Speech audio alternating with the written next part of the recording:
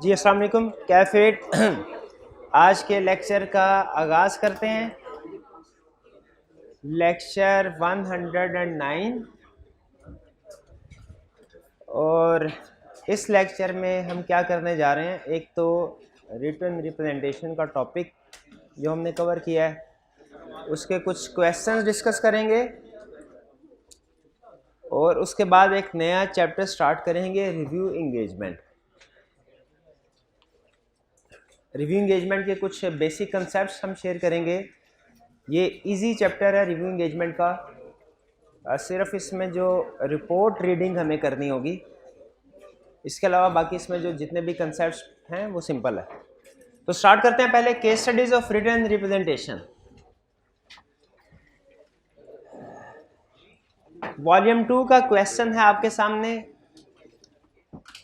Question 4, chapter 20 question 4। भाई बैठ जाए, कहीं एडजस्ट हो जाए। रिक्वायरमेंट में कह रहा है analyse the above situation and explain how you would proceed in the above matter. Requirement पढ़ के हमें नहीं अंदाजा हो रहा कि ये किस चैप्टर का क्वेश्चन है, तो फिर कैसे पता चलेगा? क्वेश्चन की इंफॉर्मेशन से। अब क्वेश्चन की इंफॉर्मेशन की तरफ चलते हैं, लेकिन याद रखिए दो चीजें बतानी है। एनालाइज द अबव सिचुएशन, इसका मतलब ये है कि आपने सिचुएशन को पढ़ के बताना है कि ये किस टॉपिक से रिलेट करता है क्वेश्चन। और how would you proceed in the above matter, यानी हमारा कोर्स ऑफ एक्शन क्या होगा, हम कैसे आगे बढ़ेंगे, हम क्या प्रोसीजर परफॉर्म करेंगे, हमारा कोर्स ऑफ एक्शन क्या होगा। कह रहा है you are the audit partner of XYZ and company chartered accountants, the following matter is under your consideration. Matter कौन सा है? Mansoor limited has entered into significant related party transactions during the year which are approved by board of directors and appropriately disclosed. यहां तक की information से मुझे लग रहा है शायद ये रिलेटेड पार्टी चैप्टर 16 में से क्वेश्चन उसने पूछा है, क्योंकि रिलेटेड पार्टी का अल्फाज, लेकिन रिपोर्ट का भी हो सकता है क्योंकि चैप्टर 4 में भी कुछ रिलेटेड पार्टी के कंसेप्ट डिस्कस करता है। रिस्क असेसमेंट का भी हो सकता है, रिस्क असेसमेंट में भी, और रिटन रिप्रेजेंटेशन का भी हो सकता है। कह रहा है the management has also agreed to provide a written representation but you have not received it yet. इससे हमें पता चल गया कि रिटन रिप्रेजेंटेशन है और मैनेजमेंट ने एग्री कर लिया है कि प्रोवाइड करेगी, लेकिन अहम चीज अभी तक उसने हमें रिटन रिप्रेजेंटेशन प्रोवाइड नहीं की। तो मेरे ख्याल है एग्री कर लिया तो कोई बात नहीं, बाद में रिटन रिप्रेजेंटेशन आती रहेगी। रिपोर्ट साइन कर देनी चाहिए, नहीं करनी चाहिए। ठीक है, हम इवैल्यूएट एनालाइज करेंगे अबव सिचुएशन को। क्या इसमें इशू है? इशू ये है कि जब तक हमारे पास रिटन रिप्रेजेंटेशन नहीं पहुंच जाएगी तब तक हमने रिपोर्ट साइन नहीं करनी। पहले लाइन में हम यह बता देंगे कि रिटन रिप्रेजेंटेशन रिक्वायर्ड है, रिक्वायर्ड एविडेंस है, इसके बगैर हम रिपोर्ट साइन नहीं कर सकते। यह हमने उसे सिचुएशन का एनालिसिस करके बता दिया कि क्वेश्चन रिटन रिप्रेजेंटेशन पे बेस कर रहा है और जब तक रिटन रिप्रेजेंटेशन नहीं हमें मिलती रिपोर्ट साइन नहीं करनी। अब इससे आगे चूंकि नंबर 3 नंबर है तो भी यह मैटर कम है, तो हमें मजीद इसको फर्दर डिस्कस करना चाहिए। फर्दर डिस्कशन क्या कर सकते हैं आप? इम्प्लीकेशन और रिपोर्ट, कि अगर मैनेजमेंट हमें रिप्रेजेंटेशन प्रोवाइड नहीं करती, स्कोप लिमिटेशन होगी। अगर इफेक्ट मटेरियल है तो क्वालिफाइड ओपिनियन, परवेसिव है तो डिस्क्लेमर ऑफ ओपिनियन। ठीक है, और चूंकि ये स्कोप लिमिटेशन बाय मैनेजमेंट होगी, रिस्क पे और दूसरे फैक्टर्स, रिस्क हमारा इंक्रीज हो जाएगा, मैनेजमेंट इंटेग्रिटी डाउटफुल हो सकती है, एक्सट्रीम केसेस में विड्रॉ करेंगे if possible and practicable.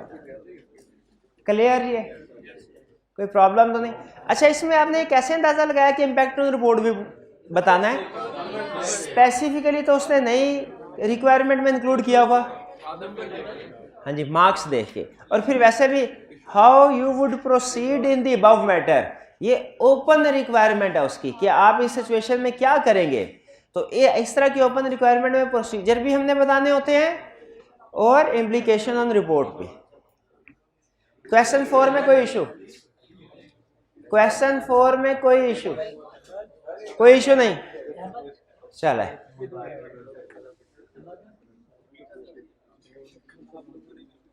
Question 5,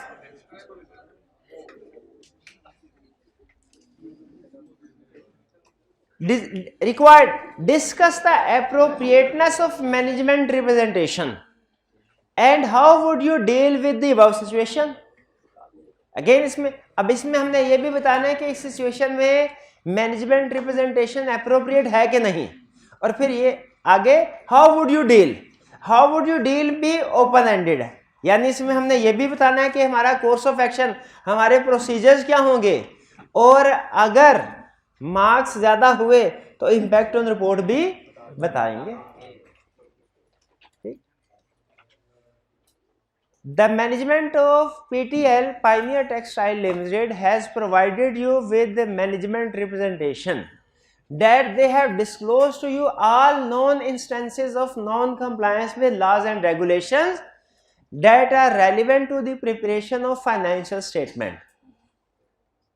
ji management ये रिप्रेजेंटेशन दी है आपको कि उन्होंने जितनी भी नॉन कंप्लायंसेस थी वो आपको बता दिया. क्या ये non compliance with laws and regulation ये रिप्रेजेंटेशन अप्रोप्रिएट होती है? बिल्कुल होती है. अच्छा, रिसेंट क्वेश्चन में आई कैप ना थोड़ा सा मजीद इसकी ड्राफ्टिंग की तरफ भी गया है.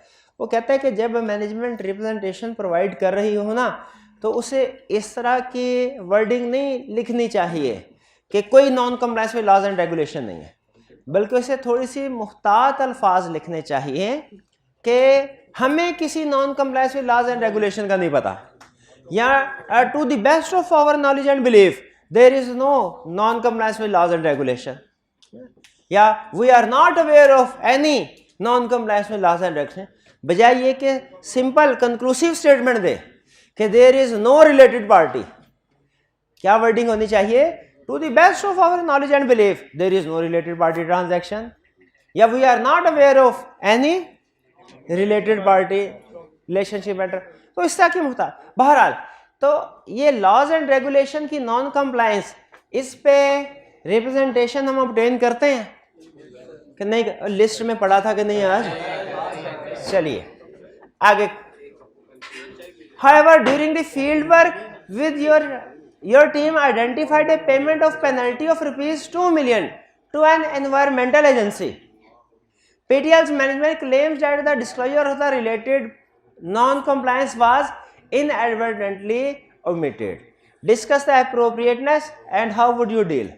सबसे पहले मुझे बताइए, क्या नॉन कंप्लायंस में रिप्रेजेंटेशन अप्रोप्रिएट है? Yes sir. बिल्कुल. तो हम लिखेंगे कि मैनेजमेंट रिप्रेजेंटेशन अप्रोप्रिएट बिकॉज क्यों? It is required by ISA to obtain representation on non compliance with laws and regulation. सिर्फ यस नो नहीं, जस्टिफिकेशन भी दे दी. अब इसमें फर्दर हमें क्या करना है बताइए? ये केस कौन सा बन रहा है? ये केस कौन सा बन रहा है? ये मॉडिफिकेशन वाला नहीं है. मॉडिफिकेशन वाला तब होता जब वो कहता we have provided you with all information except, जब मैनेजमेंट खुद से कह रही होती. ये मैनेजमेंट ने रिप्रेजेंटेशन प्रोवाइड कर दी है, लेकिन हमें अदर एविडेंस मिला है जो इस रिप्रेजेंटेशन के खिलाफ है, इनकंसिस्टेंट है. अब क्या करेंगे? रिस्क रिवाइज करेंगे. ये बेसिकली इनकंसिस्टेंसी ऑफ एविडेंस का केस है. क्या ये scope limitation impact on report आएगा? इंपैक्ट ऑन रिपोर्ट नहीं है, क्योंकि एविडेंस तो मिल गया हमें इनकंसिस्टेंट है. तो हम इसमें रिस्क, आज जो केसेस पढ़े थे ये कौन सा वाला केसेस है? थर्ड वाला. देखिए कोई प्रॉब्लम है इसमें? क्लियर? कोई इशू तो नहीं? कोई चीज पूछनी तो नहीं? आगे चलें. क्वेश्चन 6 रिक्वायर्ड में कह रहा है explain whether or not each of the above would be refer to in the letter of representation for the year ended 30 June 2006. यानी बताना है कि ये ऊपर ABC 3 मैटर्स हैं, क्या रिप्रेजेंटेशन में इंक्लूड होंगे कि नहीं. अच्छा, हम कैसे फैसला करते हैं कोई मैटर रिप्रेजेंटेशन में इंक्लूड होना? सबसे पहले देखें रिक्वायर्ड की लिस्ट में है कि नहीं. रिक्वायर्ड की लिस्ट में हो तो अप्रोप्रिएट, रिक्वायर्ड की लिस्ट में नहीं है तो फिर हम देखते हैं कि क्या मैनेजमेंट की intention future course of action पे डिपेंड कर रहा है तो भी अप्रोप्रिएट होगा ऑडिटर की जजमेंट को सामने रखते हुए, ठीक है।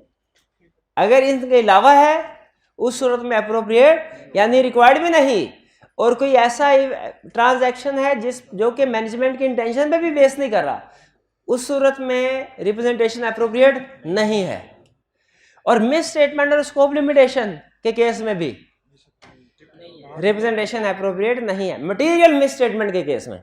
वरना आपको पता है एक रिप्रेजेंटेशन हम इमटेरियल मिस स्टेटमेंट के केस में लेते होते हैं, क्या कि effect of aggregate immaterial miss statement is not material. Management से रिप्रेजेंटेशन लेते हैं ना। आगे चलते हैं। The following points have arisen during the audit for the year ended 30th June 2006 of Combo, a nationwide dealer in the used cars. During the year, 5 of Combo's properties were revalued by an independent surveyor.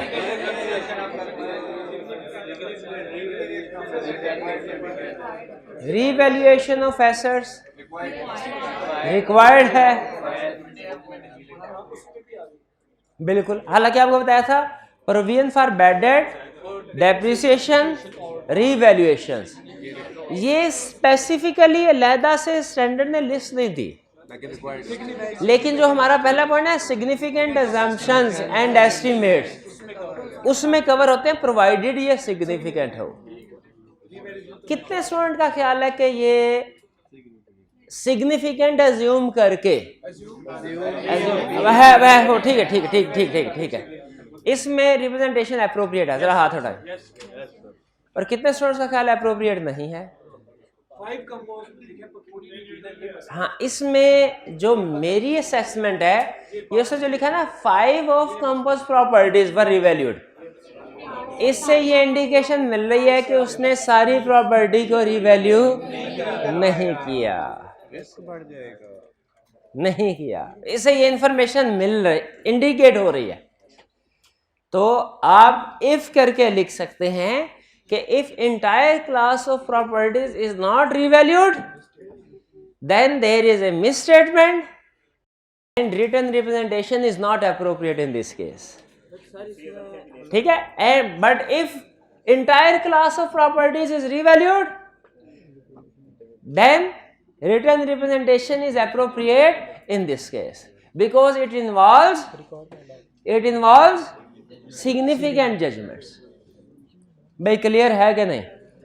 तो बेहतर है कि if करके दोनों चीजें लिख दें, ठीक है, क्योंकि 5 का वर्ड जो है ना 5 का, इससे इंडिकेशन मिल रही है कि सिलेक्टिव रिवैल्यूएशन है। क्लियर भाई? इस पे कोई कमेंट? सॉल्यूशन में शायद वो कोई इसमें सिर्फ यहाँ यस या नो कोई एक पॉइंट ऑफ व्यू लिया होगा सिर्फ, हाँ नो, कि 5 का मतलब सिलेक्टिव रिवैल्यू। तो इसमें बेहतर है कि आप अगर इंटायर क्लास है तब रिप्रेजेंटेशन अप्रोप्रिएट है, अगर सिलेक्टिव रिवैल्यूएशन है तो मिस स्टेटमेंट होगी, रिप्रेजेंटेशन अप्रोप्रिएट नहीं। एग्रीड? आगे चलते हैं। B, one property was sold during the year to the marketing director। अगर सिर्फ यहां तक होता ना, यहां तक, तो सेल के ऊपर कोई रिप्रेजेंटेशन अप्रोप्रिएट नहीं लेते, लेकिन आगे जो कह रहा है मार्केटिंग डायरेक्टर, रिलेटेड पार्टी को इंडिकेट कर, representation is appropriate because ISA is required to obtain representation on related party। आपके सोल्यूशन में रिलेटेड पार्टी का लफ्ज आना चाहिए। आगे चलते हैं। सी पे, the directors have refused to make provision against a bad date.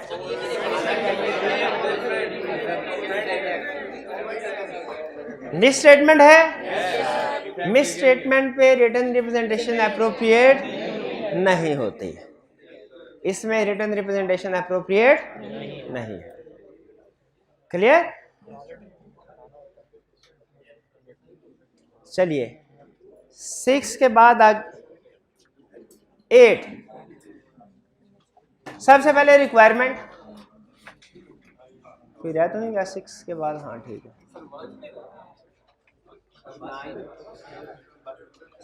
Respond to audit partners comments. Requirement पढ़ के कुछ पता नहीं चल रहा किस, तो कैसे पता चलेगा? सवाल पढ़ के। You are responsible for answering technical queries from other managers and partners of your firm. An audit partner left the following note on your desk this morning. I am about to draft the audit report for my client Sycamore Company. I am going on holiday tomorrow and want to have the audit report signed and dated before I leave. कह रहा है कल से पहले मुझे audit report sign करनी है, date include करनी है। The only thing outstanding is the written representation from management. Client सिर्फ एक चीज रह गई यार, वो क्या है? क्या रिटन रिप्रेजेंटेशन ऑब्टेन किए बगैर रिपोर्ट साइन की जाए? अच्छा आगे क्या कह रहा है? I have verbally confirm the contents with the finance director who agreed to send the representation to the audit manager within the next few days. चाहे वर्बली कंफर्म कर भी उसका नाम में लिखा हुआ है रिटन रिप्रेजेंटेशन, तो जब तक रिटन फॉर्म में हमें नहीं मिलेगी रिटन रिप्रेजेंटेशन, हमने तब तक रिपोर्ट साइन नहीं करनी। पार्टनर रिपोर्ट साइन करके नहीं जा सकता। कैसा हो सकता है पहले रिपोर्ट साइन कर दे बाद में रिटन रिप्रेजेंटेशन आती रहे? नहीं हो सकता, आपका एविडेंस पूरा नहीं होगा। I presume this is acceptable. क्या ये एक्सेप्टेबल है? बिल्कुल भी नहीं। ISA रिक्वायर करते हैं to obtain representation before on और before signing off audit report but not after. उस पर उसने केस स्टडी ये बनाई है। क्लियर? कोई मुश्किल तो नहीं थी केस स्टडी? चलिए हाँ, 3 नंबर के लिए काफी है इतनी डिस्कशन। अब क्या करना है? चाय मेरी नहीं है आपको यार? हाँ पिछले तुमने समोसा भी शोर मचाया था। ये क्या तुम्हारी दुश्मनी है उसके साथ तुम्हारी?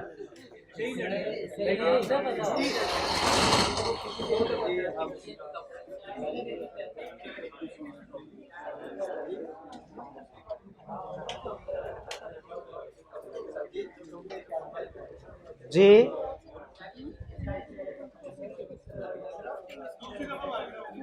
भाई एक मिनट हैरी, उनका क्वेश्चन सुनने दीजिए।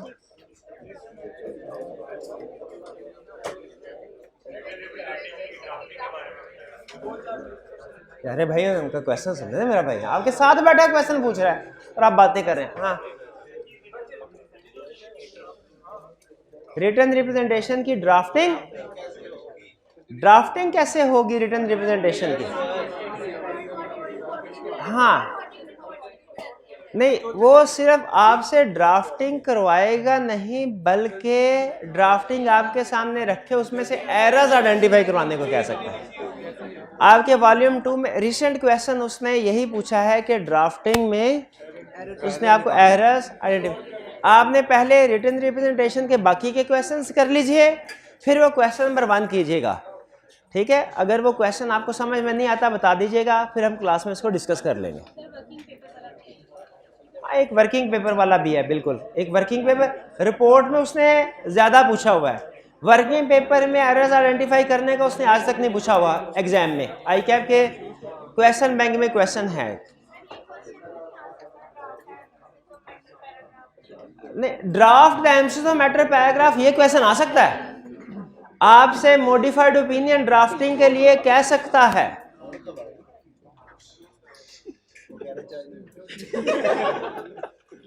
मर्जी है भैया।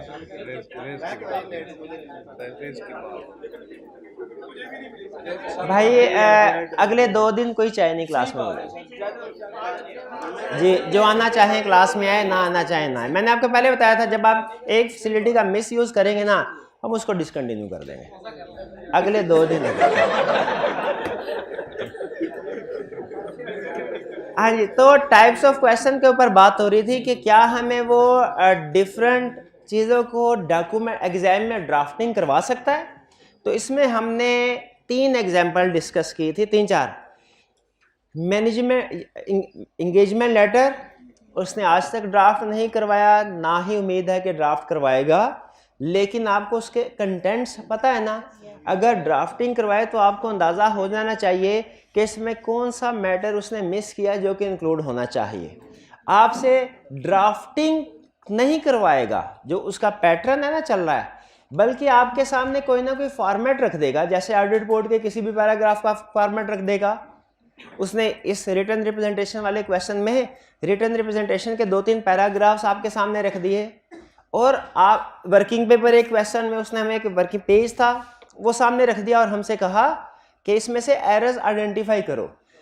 इस सूरत हाल में आपको ये पता होना चाहिए कि इंफॉर्मेशन कौन कौन सी इंक्लूड होती है। जैसे जो वर्किंग पेपर वाला क्वेश्चन था ना, उसमें आपको याद होगा वो उस कंसेप्ट पे बेस कर रहा था जिसमें हमने स्टडी किया था कि हर वर्किंग पेपर पे कौन सी इंफॉर्मेशन इंक्लूड होनी चाहिए।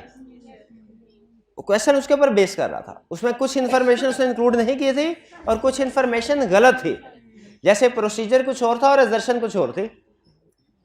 इसी तरह रिप्रेजेंटेशन का फॉर्मेट उसने ये रिसेंट क्वेश्चन में उसने कोई हमें 2-3 सेंटेंस दे दिए और कहा कि इसमें से एरर्स आइडेंटिफाई करो, क्रिटिकली वैल्यूएट करो इसको।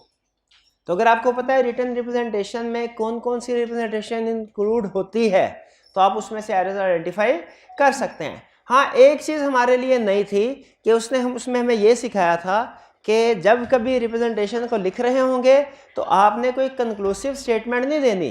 यानी डायरेक्टर्स जब रिप्रेजेंटेशन राइटर को दे रहे होंगे तो there is no fraud, there is no related party, there is no subsequent event, इस तरह की लैंग्वेज यूज नहीं करनी, बल्कि लैंग्वेज यूज करनी है सेफर साइड पे। जैसे to the best of our knowledge and belief there is no related party transaction, ये वर्डिंग, या we are not aware of any non compliance with laws and regulation, इस तरह की wording use करें। ये उसने एरर आइडेंटिफाई किया था कि स्टेटमेंट कंक्लूसिव यूज की गई है क्वेश्चन में। इसके अलावा बाकी वो क्वेश्चन, तो क्वेश्चन नंबर 1 है ना रिटन रिप्रेजेंटेशन का, बाकी क्वेश्चन में आप उसको अटेम्प्ट कर सकते हैं आसानी के साथ, उसमें प्रॉब्लम नहीं। हाँ, ज्यादा चांस याद रखिए, मुझे ना तो रिटन रिप्रेजेंटेशन का चांस लग रहा है क्वेश्चन में आने का और ना ही किसी और ड्राफ्टिंग का, वर्किंग पेपर का। जो ज्यादा चांस है क्वेश्चन एग्जाम में क्वेश्चन आने का वो है रिपोर्ट का, कि रिपोर्ट में आपसे दोनों चीजें करवा सकता है। आपको कोई ऐसी सिचुएशन दे दे जिससे ओपिनियन क्वालिफाइड या एडवर्स या डिस्क्लेमर ऑफ ओपिनियन एक्सप्रेस होता हो, या एमसीसो मैटर आता हो, अदर मैटर कोई पैराग्राफ, और आपसे कहे कि इसको ड्राफ्ट करो, उसकी ड्राफ्टिंग भी पूछ सकता है। और दूसरा, आपको हो सकता है खुद से कोई ओपिनियन या emphasis of matter, other matter paragraph draft करके दे दे और आपसे पूछे कि एरर आइडेंटिफाई करो। इसमें जो हमें खुद से ड्राफ्ट दे दे और एरर्स आइडेंटिफाई करवाने को कहे, वो हमने क्वेश्चन किए, लेकिन अगर वो हमें कहता है कि आप एमसीसो मैटर पैराग्राफ ड्राफ्ट करो, आप ओपिनियन ड्राफ्ट करो, वो क्वेश्चन हमने नहीं किए। आपको याद होगा एक लर्निंग ऑब्जेक्टिव चैप्टर 4 का मैंने आपसे पेंडिंग करवाया हुआ है, वो मैंने करवाना है, ठीक है। उसके बाद आप खुद से भी इस काबिल हो जाएगा इंशाल्लाह कि ओपिनियन या एमसीसो मैटर को ड्राफ्ट कर सके। उसमें भी एमसीसो मैटर, अदर मैटर की एग्जांपल तो मैंने आपको याद करवाई हुई है। एमसीसो मैटर और अदर मैटर और गोइंग कंसर्न अनसर्टेनिटी की एग्जांपल याद करवाई हुई है। जो मॉडिफाइड ओपिनियन की एग्जांपल्स है ना, वो नहीं करवाई, तो वो मैंने करवानी है, ये ध्यान में रखिएगा। तो ज्यादा चांस किस चीज का है आने का? रिपोर्ट की ड्राफ्टिंग या रिपोर्ट में से एरर्स आइडेंटिफाई करवाने को कहेगा, इसका ज्यादा आने का चांस है। इसके ऊपर ज्यादा आप भी फोकस कीजिए, ठीक है। तो इसमें बाकी चीजें मैंने करवा दी, सिर्फ ड्राफ्टिंग ऑफ मॉडिफाइड ओपिनियन हमारा रहते हैं। वर्किंग पेपर में से एरर्स आइडेंटिफाई करना उसने एग्जाम में कभी भी नहीं पूछा। इंगेजमेंट लेटर में से एरर्स आइडेंटिफाई करवाना उसने कभी भी नहीं पूछा। रिटन रिप्रेजेंटेशन में से पूछ लिया था उसने, ठीक है। और उसमें भी सिर्फ एक चीज हमारे लिए नहीं थी, ये उसने कहा लैंग्वेज किस तरह की, कंक्लूसिव लैंग्वेज यूज नहीं करनी। बाकी वो क्वेश्चन भी अटेम्प्ट हो सकता। चलिए अब हम चलते हैं, अपने ऑडिट हमारा कंप्लीट हो गया, जितने भी ऑडिट के स्टैंडर्ड्स थे। अब आज हम रिव्यू को स्टार्ट करने जा रहे हैं, और रिव्यू इंगेजमेंट आज स्टार्ट होगी और कल के लेक्चर में ये कंप्लीट हो जाएगी। कल के लेक्चर में कंप्लीट। इसकी रीजन सुन लीजिए। एक तो रीजन ये है भाई, ऑडिट में हमने इतना ज्यादा स्टडी किया चैप्टर स्टैंडर्ड्स, इतने प्रोसीजर्स पढ़े, रिव्यू में हमारा जल्दी क्यों कंप्लीट हो जाएगा ऑडिट की निस्बत? एक रीजन तो ये है प्रोसीजर कम है ऑडिट की निस्बत। प्रोसीजर क्यों कम है? क्योंकि लेवल ऑफ एश्योरेंस कम है। ऑडिट में हमने रीजनेबल एश्योरेंस ऑब्टेन करनी होती है और रिव्यू में लिमिटेड। अच्छा, लेकिन एक दूसरी वजह भी है जो इससे भी ज्यादा है, मैं वो क्या कि हमने रिव्यू में प्रोसीजर कम परफॉर्म करने, ऑडिट में ज्यादा। ऑडिट में ज्यादा प्रोसीजर, रिव्यू में, लेकिन रिव्यू में जो प्रोसीजर परफॉर्म करने हैं वो तकरीबन वही हैं जो हमने ऑडिट में पढ़े हुए हैं। इसका मतलब ये हुआ कि हम रिव्यू में भी इंक्वायरी, ऑब्जर्वेशन, इंस्पेक्शन वगैरह कर रहे होंगे, लेकिन इनको हम पढ़ नहीं रहे होंगे क्योंकि ये प्रोसीजर वही है जो कि हमारे ऑडिट के। क्लियर? तो अब स्टार्ट करते हैं। सबसे पहले हम सर्विसेज या इंगेजमेंट्स बाय सीए फर्म के जो, भाई हम बस कर दे, मेरे को लेक्चर चलाने दे यार, वो पहले ही तैयार बैठे होते हैं उधर से। सर्विसेज इंगेजमेंट्स कि एक chartered accountant firm, CA firm, कौन कौन सी सर्विसेज या एंगेजमेंट परफॉर्म कर सकती है। कंसेप्ट क्या है? सीए फर्म कौन कौन सी सर्विसेज या एंगेजमेंट परफॉर्म कर सकती है। तो दो बड़ी सर्विस, दो टाइप्स में क्लासिफाई करते हैं, एश्योरेंस सर्विसेज और नॉन एश्योरेंस सर्विसेज। लेकिन नॉन एश्योरेंस सर्विसेज को भी दो हिस्सों में क्लासिफाई करते हैं, एक रिलेटेड सर्विसेज और एक अदर सर्विसेज। रिलेटेड सर्विसेज ऐसी सर्विसेज को कहते हैं जो नॉन एश्योरेंस लेकिन ऑडिट और रिव्यू से मिलती जुलती हैं, है नॉन एश्योरेंस लेकिन ऑडिट और रिव्यू से मिलती जुलती हैं। और अदर सर्विसेज वो सर्विसेज हैं जो है भी नॉन एश्योरेंस और ऑडिट और रिव्यू से मिलती जुलती भी नहीं। तो टोटल हमारी तीन टाइप्स हो गई सर्विसेज के, एक एश्योरेंस सर्विसेज, एक रिलेटेड सर्विसेज। लेकिन याद रखिए related services non assurance services हैं। Assurance services, related services, other services. Assurance services की एग्जांपल्स क्या हैं? Reasonable assurance engagement, limited assurance engagement. Reasonable assurance में क्या किया जाता है? रीजनेबल एश्योरेंस प्रोवाइड की जाती है। लिमिटेड एश्योरेंस में क्या किया जाता है? इसकी एग्जांपल्स हैं ऑडिट और रिव्यू। रीजनेबल एश्योरेंस की एग्जांपल क्या? ऑडिट। लिमिटेड एश्योरेंस की एग्जांपल। फर्क क्या जी दोनों में? प्रोसीजर किसमें ज्यादा, किसमें कम? लेवल ऑफ एश्योरेंस इसमें ज्यादा से मुराद कौन सा? High but not absolute. और इसमें limited. How assurance is presented? इसमें रीजनेबल एश्योरेंस कैसे? इन पॉजिटिव फॉर्म, इसमें नेगेटिव फॉर्म। इन शॉर्ट अगर हमसे वो दोनों को डिफरेंशिएट करने को कहे, आपको कुछ भी ना आता हो, आप दोनों की डेफिनेशन लिख दे। डेफिनेशन एग्जांपल देखिए, सारे कंसेप्ट वहीं से निकले हैं। ये कोई इसमें कोई नई चीज नहीं आपने सीखी। सारी चीजें जो हमने अभी डिस्कस की हैं वो रीजनेबल एश्योरेंस और लिमिटेड एश्योरेंस की डेफिनेशन में थी। रिलेटेड सर्विसेज क्या हैं? रिलेटेड सर्विसेज, रिलेटेड सर्विसेज की दो एग्जांपल्स हैं, एग्रीड अपॉन प्रोसीजर्स और कंपाइलेशन। कंपाइलेशन का मतलब है फाइनेंशियल स्टेटमेंट्स या उसका कोई हिस्सा, पार्ट प्रिपेयर करना, इसे कहते हैं कंपाइलेशन। आपको याद होगा कोड ऑफ एथिक्स में हमने स्टडी किया था book keeping and counting services, ठीक, वो है कंपाइलेशन। इसको यहाँ पे कोड ऑफ एथिक्स उसने उसका नाम क्या रखा है? Book keeping and counting services. Auditing standard ने इसका नाम क्या रखा है? कंपाइलेशन। क्या ऑडिटर कंपाइलेशन सर्विसेज प्रोवाइड कर सकता है? अपने क्लाइंट की फाइनेंशियल स्टेटमेंट्स प्रिपेयर कर सकता है? कोड ऑफ एथिक्स ने क्या पढ़ा था याद है? कर सकता कि नहीं कर सकता? हमने पढ़ा था लिस्टेड क्लाइंट है तो नहीं कर सकता, अनलिस्टेड है तो कर सकता है। लेकिन सेल्फ रिव्यू थ्रेट अराइज होता है, इस वजह से कुछ सेफगार्ड अप्लाई करना है। सेफगार्ड याद है आपको? टीम सेपरेट होनी चाहिए, ठीक है, टीम का हिस्सा, बिल्कुल ठीक है। कब, और एग्रीड अपॉन प्रोसीजर क्या है? देखिए एग्रीड अपॉन प्रोसीजर बिल्कुल ऑडिट की तरह ही है।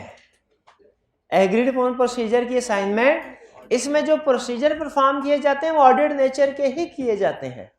फर्क सिर्फ क्या है कि इसमें आईएसएस के मुताबिक नहीं, बल्कि क्लाइंट की या किसी रेगुलेटर की मर्जी के मुताबिक किए जाते हैं। जैसे क्लाइंट ये कहे कि आपने ऑडिट प्रोसीजर ही परफॉर्म करने हैं, लेकिन सारी फाइनेंशियल स्टेटमेंट पे नहीं, किसी एक कंपोनेंट पे, और उस कंपोनेंट की भी सारी एजर्शन नहीं, कोई एक या दो एजर्शंस पे। तो अब देखें प्रोसीजर ऑडिट वाले परफॉर्म हो रहे हैं, लेकिन चूंकि क्लाइंट के कहने के मुताबिक परफॉर्म हो रहे हैं, या बाज़ औक़ात कोई रेगुलेटर कह देता है क्लाइंट को कि आपने इस एरिया में ये प्रोसीजर परफॉर्म करवाएं सीए फर्म से और फिर हमें रिपोर्ट सबमिट करवाएं, तो उसको क्या कहते हैं हम? Agreed upon procedure. जैसे स्टेट बैंक ऑफ पाकिस्तान ने किसी कमर्शियल बैंक से कह दिया कि हमें लगता है आपने जो डिपॉजिट्स हमें रिपोर्ट करवाए हैं वो फिगर ठीक नहीं है, तो आपने जो हमें रिपोर्ट सबमिट करवाई है इसमें 100 मिलियन से ऊपर जितने भी डिपॉजिट्स हैं, डिपॉजिट होल्डर्स हैं, अपने ये किसी सीए फर्म से कहिए कि वो हमें रिपोर्ट दे कि आपके 100 मिलियन से ऊपर जितने भी डिपॉजिट्स हैं वो सारे ठीक हैं। बताइए क्या पूरी फाइनेंशियल स्टेटमेंट, अब इसमें प्रोसीजर ऑडिट नेचर के परफॉर्म होंगे, लेकिन क्या पूरी फाइनेंशियल स्टेटमेंट्स का ऑडिट हो रहा है? सिर्फ एक कंपोनेंट का, उस कंपोनेंट के अंदर भी सारी आइटम्स नहीं, सिर्फ सिलेक्टेड आइटम, और उनमें भी सारी एजर्शंस नहीं, सिलेक्टेड। यानी इसका मतलब यह प्रोसीजर वही हो, लेकिन क्लाइंट जैसे जैसे कहे वैसे वैसे ही प्रोसीजर परफॉर्म करें, तो वो फिर ऑडिट नहीं बल्कि कौन सी एंगेजमेंट बनती है?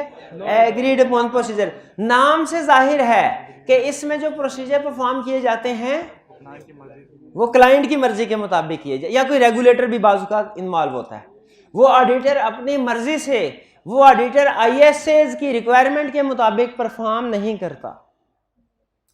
ये बात समझ। अब चूंकि ऑडिटर आईएसएस के मुताबिक या अपनी मर्जी के मुताबिक प्रोसीजर परफॉर्म नहीं कर रहा, तो ऑडिटर क्या पूरी फाइनेंशियल स्टेटमेंट पे एश्योरेंस दे रहा होगा? ये इसीलिए एक नॉन एश्योरेंस एंगेजमेंट है। क्लियर? एक और एग्जांपल है, बाज़ औक़ात क्लाइंट को अगर खतरा हो कि उसके किसी डिपार्टमेंट में, परचेज डिपार्टमेंट में कोई फ्रॉड हो रहा है, तो वो ऑडिटर को कह सकता है कि भाईजान आप आइए, सारी नहीं सिर्फ परचेज के अकाउंट में, और परचेज के अकाउंट में एक एक परचेज नहीं, जो बड़ी बड़ी परचेज है, कोई एक अमाउंट एग्री कर ली जाती है, उससे ऊपर जितने भी परचेजेस हैं उनको वेरीफाई कीजिए और बताइए हमें कोई फ्रॉड है कि नहीं। तो ये भी एग्रीड अपॉन प्रोसीजर होगा। मेन कंसेप्ट याद रखिएगा, एग्रीड अपॉन प्रोसीजर में ऑडिटर अपनी मर्जी या आईएसएस के मुताबिक प्रोसीजर परफॉर्म नहीं करता, क्लाइंट के कहने के मुताबिक करता है। और चूंकि आईएसएस इन्वॉल्व नहीं है, इसीलिए ये नॉन एश्योरेंस एंगेजमेंट होगी। क्लियर? इन दोनों को रिलेटेड सर्विसेज क्यों कहते हैं? क्योंकि देखिए ये दोनों काम चार्टर्ड अकाउंटेंट के जो अपना मेन काम होते हैं ना, उसके ऑडिट रिव्यू, उससे मिलते जुलते हैं। ये है एज अकाउंटेंट, ये अकाउंटिंग नेचर का काम है कंपाइलेशन, और ये ऑडिट नेचर, ऑडिट नहीं है लेकिन ऑडिट नेचर का। क्लियर? और जो अदर नॉन इंश्योरेंस सर्विसेज कौन सी हैं? टैक्स, कंसल्टेंसी वगैरह। बिल्कुल, कोड ऑफ एथिक्स में आपने बाकी जितनी भी सर्विसेज अगर पढ़ी होंगी वो सारी की सारी अदर नॉन इंश्योरेंस। क्लियर? तो बताइए अगर कंसेप्ट समझ आ गया, रीजनेबल एश्योरेंस किस में प्रोवाइड की जाती है? ऑडिट एंगेजमेंट में। और लिमिटेड एश्योरेंस और एग्रीड अपॉन प्रोसीजर में कौन सी एश्योरेंस है? ये नॉन एश्योरेंस एंगेजमेंट है। शाबाश। कोई क्वेश्चन पूछना चाहते हो इस टॉपिक में से पूछना है? ऑडिटर की रिस्पॉन्सिबिलिटी नहीं, बिल्कुल, लेकिन यहाँ पे उसे एज ऑडिटर अपॉइंट भी नहीं किया गया, उसे तो एज एक्सपर्ट पर्सन अपॉइंट किया गया है। ऑडिट एंगेजमेंट में फ्रॉड जिम्मेदारी नहीं है, इसका मतलब फ्रॉड अलग एक्टिविटी है, अलग एंगेजमेंट होगी, उसका एग्रीमेंट ही अलग साइन होगा। और की क्वेश्चन?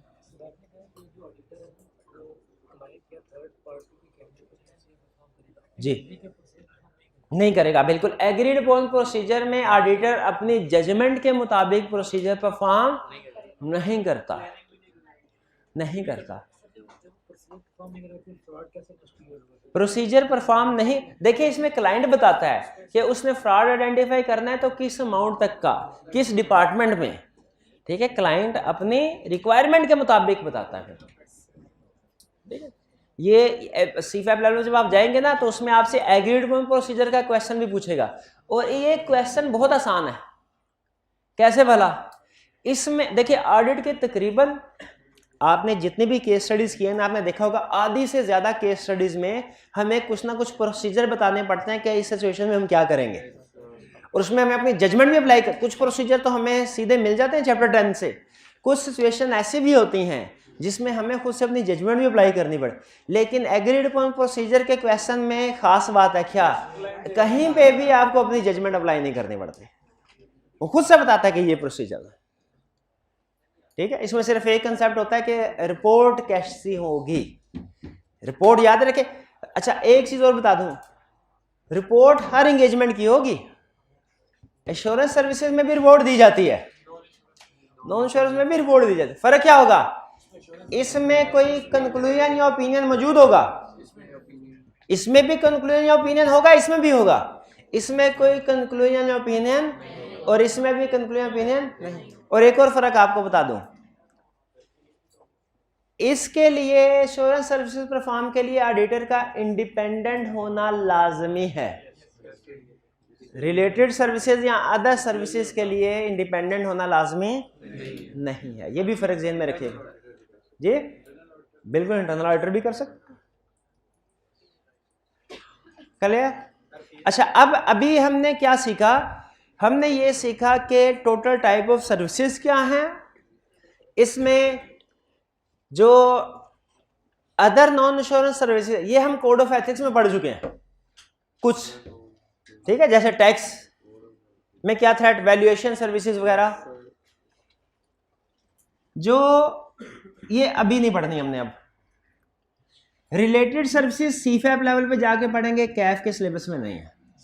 कैफ के सिलेबस में जो ज्यादा डिस्कशन है वो सिर्फ ऑडिट और रिव्यू की है। ऑडिट पढ़ चुके हैं, अब हम क्या करेंगे, रिव्यू।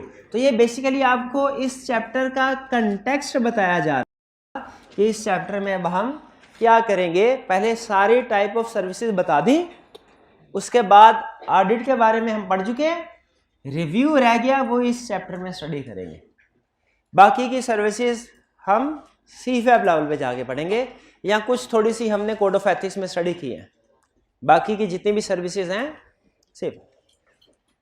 अब स्टार्ट करें, कौन सी सर्विसेज के बारे में पढ़ने जा रहे हैं, रिव्यू एंगेजमेंट में। पहली चीज प्री कंडीशन, जिस तरह ऑडिट एक्सेप्ट करने से पहले कुछ प्री कंडीशंस थी, यानी हमने कुछ चीजों को देखा था, और याद है एक था प्रिलिमिनरी एंगेजमेंट एक्टिविटीज, वो तो एक्सेप्टेंस से भी पहले थी, ठीक है। फिर प्री कंडीशंस थी, प्री कंडीशन क्या थी याद है, applicable financial reporting framework acceptable और मैनेजमेंट एग्री करे प्रीमाइस पे। क्या वो प्री कंडीशन का कंसेप्ट रिव्यू पे भी अप्लाई होगा? यस होगा, बस इतना बताना था आपको। और उस प्री कंडीशन के कंसेप्ट में क्या बात आती है, अगर ऑडिटर इंडिपेंडेंट नहीं है तो एंगेजमेंट को एक्सेप्ट कर सकता है ऑडिट को, रिव्यू को भी नहीं कर सकता। अगर मैनेजमेंट में इंटेग्रिटी नहीं है ऑडिट को एक्सेप्ट कर सकता है, रिव्यू को भी नहीं कर सकता। अगर कोई रैशनल पर्पस ना हो तो रिव्यू एंगेजमेंट को एक्सेप्ट, ये नई चीज हमारे सामने आई। ऑडिट असल में ज्यादातर केसेस में होता है स्टैट्यूटरी एंगेजमेंट है, और रिव्यू ज्यादातर केसेस में नॉन स्टैट्यूटरी एंगेजमेंट है। स्टैट्यूटरी एंगेजमेंट की रीजन पूछे ना क्लाइंट से, क्लाइंट सिर्फ एक बात कहेगा कि क्यों करवा रहे हैं, लॉ रिक्वायर करता है। लेकिन रिव्यू एंगेजमेंट चूंकि अक्सर नॉन स्टैट्यूटरी एंगेजमेंट होती है, तो इसमें जब याद रखिए क्या क्लाइंट हमसे आके कहे सर रिव्यू कर दे फाइनेंशियल स्टेटमेंट्स का, फौरन मान जाना चाहिए कि रीजन पूछनी चाहिए। अगर कोई वैलिड रीजन है फिर एक्सेप्ट करेंगे एंगेजमेंट को, वैलिड रीजन नहीं है तो हमने एंगेजमेंट को एक्सेप्ट नहीं करना। तो ये पहला कंसेप्ट है प्री कंडीशन का। मेन कंसेप्ट वही है जो ऑडिट में पड़ा है। प्री कंडीशन मौजूद है, applicable financial reporting framework acceptable है, मैनेजमेंट प्रीमाइस पे एग्री करती है, इंडिपेंडेंस है, तो फिर आप एक्सेप्ट कर ले। प्री कंडीशन प्रेजेंट नहीं है, एक्सेप्ट नहीं करना। इंडिपेंडेंस नहीं है, एंगेजमेंट एक्सेप्ट नहीं करना। क्लियर? मैनेजमेंट की इंटेग्रिटी डाउटफुल है, एंगेजमेंट एक्सेप्ट नहीं करनी। यूं समझ लीजिए ये आपके एक तरह से acceptance and continuous procedure perform करवा रहा है यहाँ पे। क्लियर? देख लें कोई चीज नहीं तो नहीं है सिवाय ये रैशनल पर्पस के, और ये भी इस वजह से आया है क्योंकि ये रिक्वायर्ड बाय लॉ नहीं होता रहेगा। आगे चलता है टर्म्स ऑफ एंगेजमेंट। ऑडिट में टर्म्स ऑफ एंगेजमेंट एग्री करते हैं, रिव्यू में भी करेंगे, खत्म, बस ये कंसिडर लेकिन अभी नहीं, चलो नहीं। अब वन बाय वन हम इसमें देखते हैं। ऐसा तो नहीं कि कुछ जैसे यहां पे एक आधी चीज का फर्क आया था, कहीं टर्म्स ऑफ एंगेजमेंट में भी आए, और मुझे लगता है एक चीज में फर्क तो जरूर आएगा, जिसमें हम उसे बताते हैं कि type of expected form and content of opinion. यहाँ पे फॉर्म ऑफ ओपिनियन डिफरेंट होगा ना, वहां पे पॉजिटिव था, नेगेटिव। तो देखते हैं, कहता है जब आप रिव्यू के टर्म्स ऑफ एंगेजमेंट एग्री करेंगे ना क्लाइंट से, आपने objective and scope of engagement देखना है। क्या ये ऑडिट में भी देखा था, ये तो सेम हो गया। रिस्पॉन्सिबिलिटी ऑफ मैनेजमेंट ऑडिट में भी देखा था, सेम हो गया। Responsibility of practitioner. अच्छा हाँ, यहाँ पे एक चीज सुन लें, कुछ कंसेप्ट ऐसे हैं जो एग्जैक्टली वैसे ही हैं जो ऑडिट पर, नाम का फर्क है। जैसे वहां पे टर्म ऑडिटर बोली जाती थी और प्रैक्टिशनर बोली जाएगी, प्रैक्टिशनर। वहां पे लफ्ज ओपिनियन बोला जाता था, यहाँ पे कंक्लूजन का लफ्ज यूज किया जाएगा। तो याद रखें, रिव्यू में आपने अगर वो कहे ना रिव्यू कर रहे हैं, मिस स्टेटमेंट है, उसका इफेक्ट मटेरियल है, तो आपने उसे क्वालिफाइड ओपिनियन नहीं कहना, क्वालिफाइड कंक्लूजन कहना। इसमें जो वर्ड यूज होंगे ना, बल्कि अब वो कंसेप्ट कल पढ़ाना है, लेकिन चले अभी बढ़ा देते हैं, अगर मिस स्टेटमेंट है, उसका इफेक्ट इमटेरियल है, या स्कोप लिमिटेशन है, उसका इफेक्ट इमटेरियल है, रिव्यू का कंक्लूजन क्या होगा? Unmodified conclusion. शाबाश। अगर मिस स्टेटमेंट है, इफेक्ट मटेरियल है, क्वालिफाइड कंक्लूजन। मिस स्टेटमेंट है, इफेक्ट परवेसिव है, एडवर्स कंक्लूजन। स्कोप लिमिटेशन है, इफेक्ट मटेरियल है, क्वालिफाइड कंक्लूजन। स्कोप लिमिटेशन है, इफेक्ट परवेसिव है। ये क्या, ये आपने पहले पढ़ा होगा क्या? कैसे पता चला फिर आपको? सारा चैप्टर तकरीबन इसी तरह है कि कंसेप्ट वही है, कंसेप्ट वही है। चाहे 2 दिन नहीं मिलने, आपकी 2 दिन की चाय बंद हो गई। आप टाइम ज़ाया करते हैं।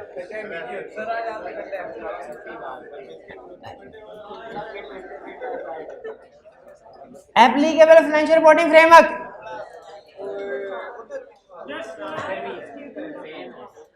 Same. Expected form and content of report to be issued, उधर भी था, इधर है।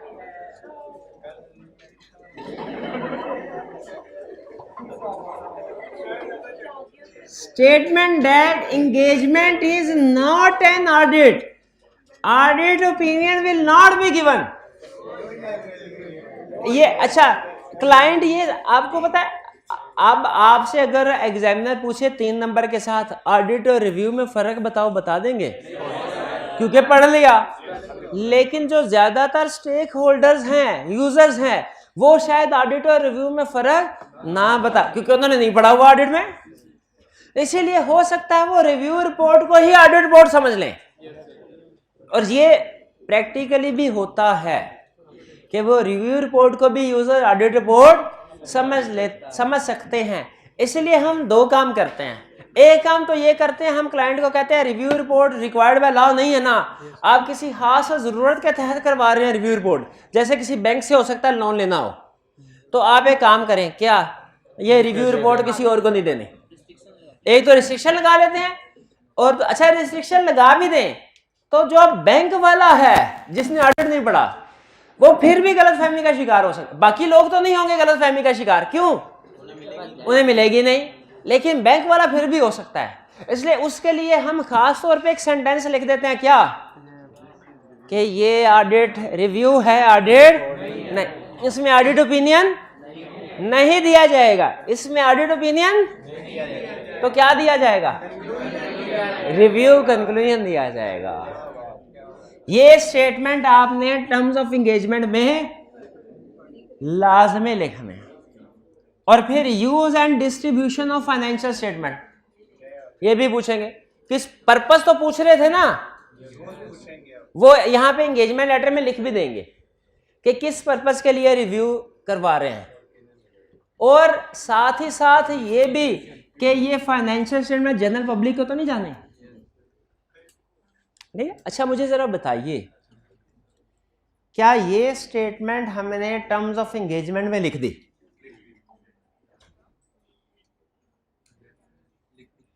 क्या ये ऑडिट रिपोर्ट में भी लिखनी चाहिए कि ये रिपोर्ट ऑडिट रिपोर्ट नहीं है, रिव्यू रिपोर्ट है, इसे ऑडिट रिपोर्ट ना समझना? जी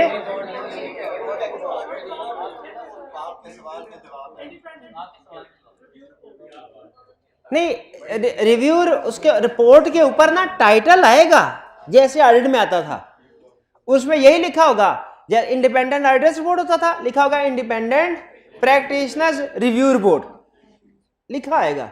लेकिन क्या नीचे किसी पैराग्राफ में ये सेंटेंस आना चाहिए एहतियातन कि ये एंगेजमेंट ऑडिट एंगेजमेंट नहीं है, इसे ऑडिट एंगेजमेंट ना समझना, ये रिव्यू एंगेजमेंट है, इसमें ऑडिट ओपिनियन नहीं दिया जाएगा बल्कि लिमिटेड इंश्योरेंस वाला रिव्यू कंक्लूजन दिया जाएगा? कितने स्टूडेंट्स का ख्याल है कि नहीं लिखना चाहिए? कितनों का ख्याल है इस लाइन को लिखना चाहिए?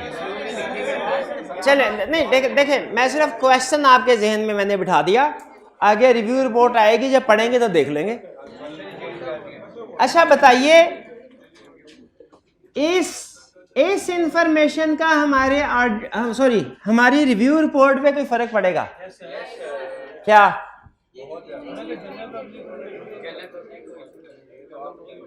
इस इंफॉर्मेशन, क्लाइंट ने कहा यस हमने डिस्ट्रीब्यूशन को रिस्ट्रिक्ट करना है, इसका हमारी रिव्यू रिपोर्ट पे कोई इफेक्ट होगा? तो क्या करेंगे? रिपोर्ट हम अपने, अगर फाइनेंशियल स्टेटमेंट्स की डिस्ट्रीब्यूशन को रिस्ट्रिक्ट किया जा रहा है, अदर मैटर पैराग्राफ, हम अपनी रिपोर्ट की डिस्ट्रीब्यूशन को भी रिस्ट्रिक्ट। इससे एक अहम कंसेप्ट हमारे सामने आया कि ऑडिट रिपोर्ट में ओपिनियन होता है, रिव्यू रिपोर्ट में भी कंक्लूजन होगा, ये तो पहले से पता था। ऑडिट ओपिनियन 4 तरह के हो सकते हैं, unmodified, qualified, adverse, disclaimer. Review conclusion भी 4 तरह के हो सकते हैं, ये भी पहले पता था।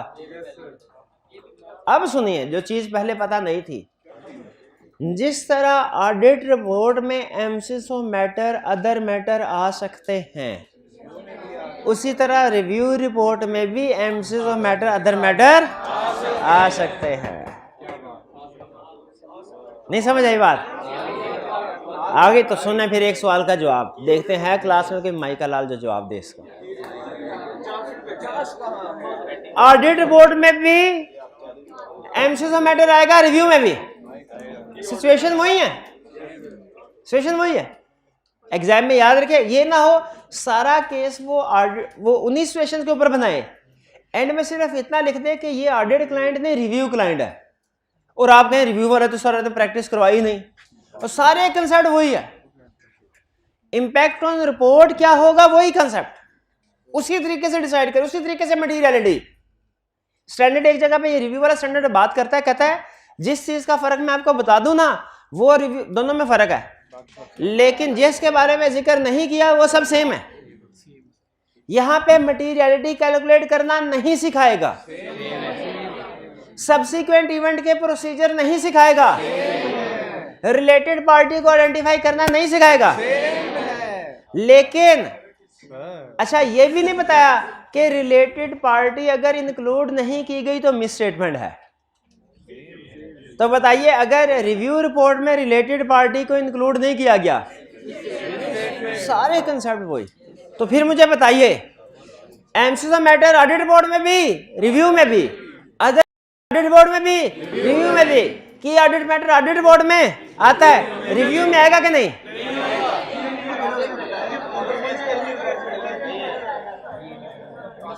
कितने स्टूडेंट्स का ख्याल आएगा? नहीं आएगा, वो तो ऑडिट एंगेजमेंट थी। तो की ऑडिट मैटर है, की रिव्यू मैटर नहीं है, वो सिर्फ ऑडिट एंगेजमेंट में आता है। हाँ एक चीज सुन लें जो आपके लिए ट्रिकी साबित होगी, जो सच में ट्रिकी साबित होगी। जो material uncertainty relating to going concern का पैरा है ना, सुन ले जरा, वो ऑडिट में आता है, रिव्यू रिपोर्ट में नहीं आता। इसकी रीजन सुन लें। पहले ये अलहदा से पैराग्राफ नहीं होता था, से 5-7 साल पहले इसे एमसीक्यू मैटर पैराग्राफ में ही इंक्लूड करते थे। अगर आप इसकी ड्राफ्टिंग के ऊपर आपने कभी गौर किया हो ना, ये शायद मैंने आपको उस लेक्चर में भी बताई थी ये बात कि material uncertainty related to going concern पहले एमसीक्यू मैटर की एग्जांपल हुआ करता था। इसकी ड्राफ्टिंग भी ऐसे नोट्स और अकाउंट्स का रेफरेंस देते हैं, मैटर बताते हैं किस वजह से अनसर्टेनिटी क्रिएट हो रही है, और एंड पे वो ये लाइन भी लिखते हैं, our opinion is not modified in respect of this matter. फिर स्टैंडर्ड ने, आईफैक ने रिवीजन करना शुरू की, और अनफॉर्चुनेटली आधी रिवीजन कर दी, आधी नहीं की। ऑडिटिंग स्टैंडर्ड उसने रिवाइज कर दिए, ऑडिटिंग स्टैंडर्ड में उसने गोइंग कंसर्न का पैराग्राफ एमसीक्यू मैटर से निकाल के अलहदा शो कर दिया, लेकिन रिव्यू स्टैंडर्ड्स को रिवाइज नहीं किया। इसका मतलब है अगर गोइंग कंसर्न का इशू है, रिपोर्ट रिव्यू एंगेजमेंट में भी करना है, लेकिन इसके लिए पैराग्राफ कौन सा होगा, ये बात ध्यान में रखिएगा, ये बात ध्यान में रखिएगा। रिव्यू रिपोर्ट में ना की ऑडिट मैटर है, ना material uncertainty relating to going concern. Review में प्रोसीजर कौन सा परफॉर्म किए जाते हैं? प्रोसीजर नहीं, सेम नहीं, वो क्या मर जाएंगे प्रोसीजर परफॉर्म करते करते? हम सेम प्रोसीजर कम करने होते हैं, बहुत कम करने होते हैं। इसमें जो प्रोसीजर परफॉर्म, अब सुन ले वो क्वेश्चन जो आई कैप ने सबसे ज्यादा दफा पूछा हुआ है इस चैप्टर में। कहता है रिव्यू में कौन कौन से प्रोसीजर परफॉर्म किए जाते हैं। हमने स्टार्ट कहां से लेना है? हमने स्टार्ट इस चीज से लेना है कि रिव्यू के प्रोसीजर्स कम है ऑडिट की निस्बत। क्यों?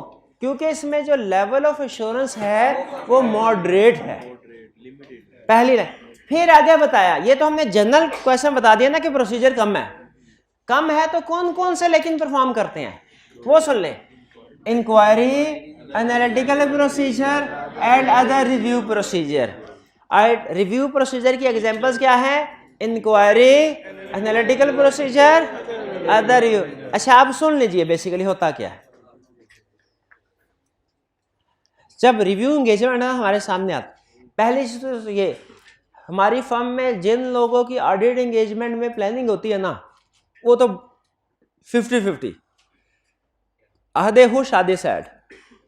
जिनकी ऑडिट में प्लानिंग होती है, ऑडिट एंगेजमेंट, जिनकी रिव्यू में प्लानिंग होती है, रिव्यू के वो खुश। ऑडिट वाले आधे हैप्पी आधे सैड क्यों होते हैं?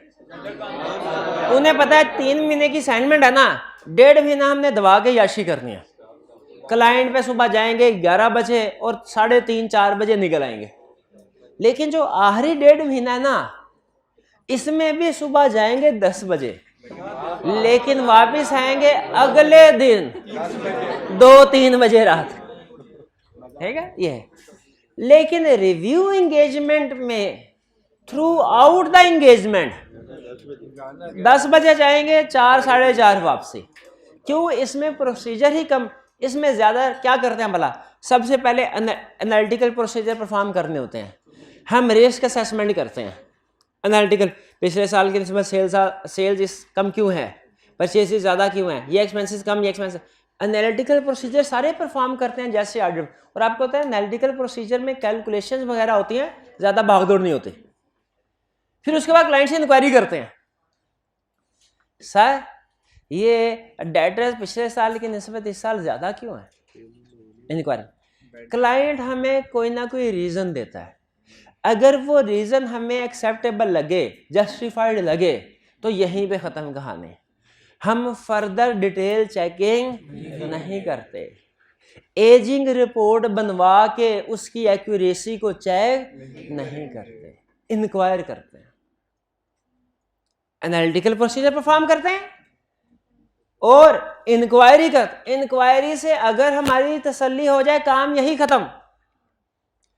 अगर तसल्ली ना हो तो फिर हम अदर प्रोसीजर परफॉर्म करते हैं, वरना नहीं करेंगे, वरना नहीं करेंगे। इसका मतलब है इसमें हम अगर तो इंक्वायरी और एनालिटिकल प्रोसीजर से ही एविडेंस मिल जाए और यहीं पे खत्म, लेकिन अगर इनसे एविडेंस ना मिल सके तो फिर फर्दर प्रोसीजर की तरफ जाएंगे, नॉर्मली नहीं जाते।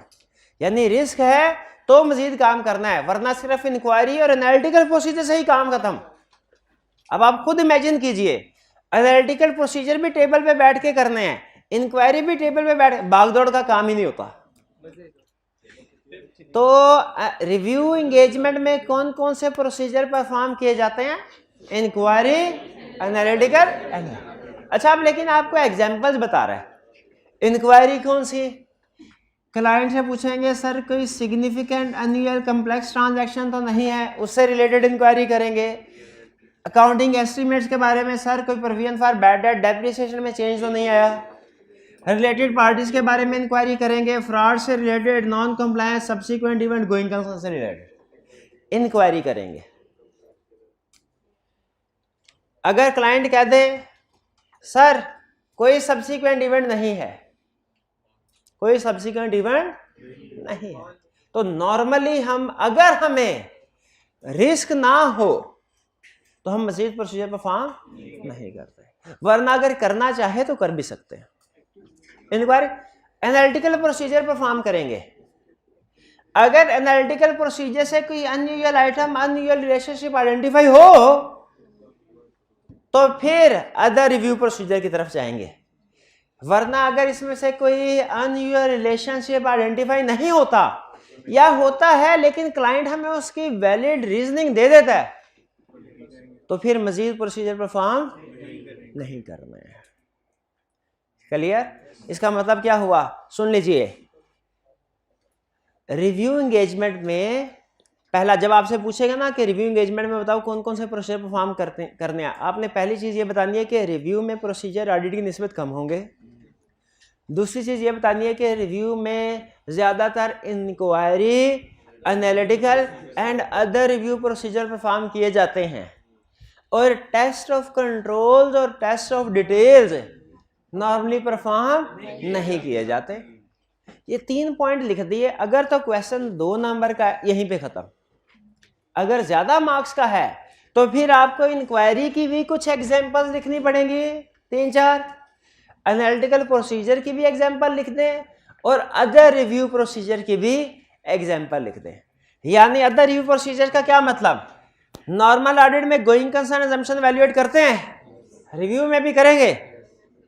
नॉर्मल ऑडिट में सब्सिक्वेंट इवेंट्स का रिव्यू करते हैं, रिव्यू एंगेजमेंट में भी होगा।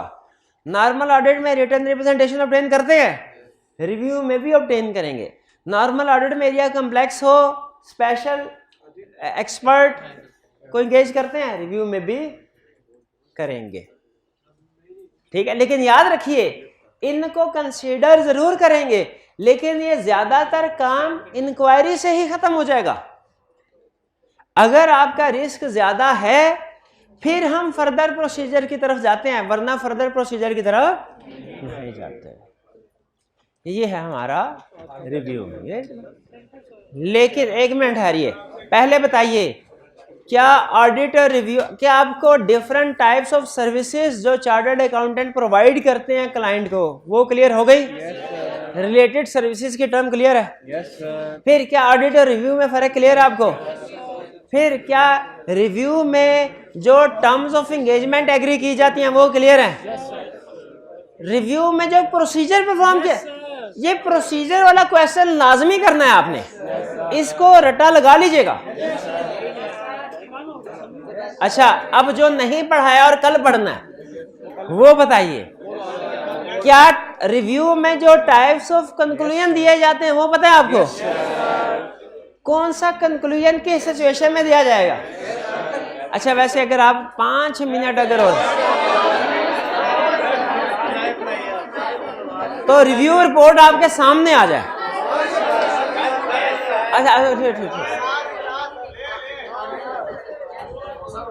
फिर आज वादा कीजिए रिटन असाइनमेंट। देखिए, इस चैप्टर की वॉल्यूम 2 की कोई असाइनमेंट नहीं दे रहा, वॉल्यूम 1 की भी रिटन असाइनमेंट कोई नहीं दे रहा। एक काम लाजमी करना है आपने, क्वेश्चन ये रीड कर लेने हैं और खास तौर पे आंसर ना करें, चाहे क्वेश्चन रीड कर लें। और खास तौर पे लर्निंग ऑब्जेक्टिव 5 में रिव्यू रिपोर्ट है, ये रीड करना है और मुझे बताना है ये ऑडिट रिपोर्ट के जुड़वा बहन है कि नहीं। रिव्यू रिपोर्ट ऑडिट रिपोर्ट के जुड़वा बहन, ये पढ़ के पता चलेगा, पढ़ के। कल बिल्कुल पढ़ेंगे, कल दिखाएंगे भी, पढ़ेंगे भी आपको ये इसको। ठीक, चलिए आपने भी पढ़ के आना है। चलिए आज का लेक्चर यहाँ खत्म करते हैं। अल्लाह हाफिज।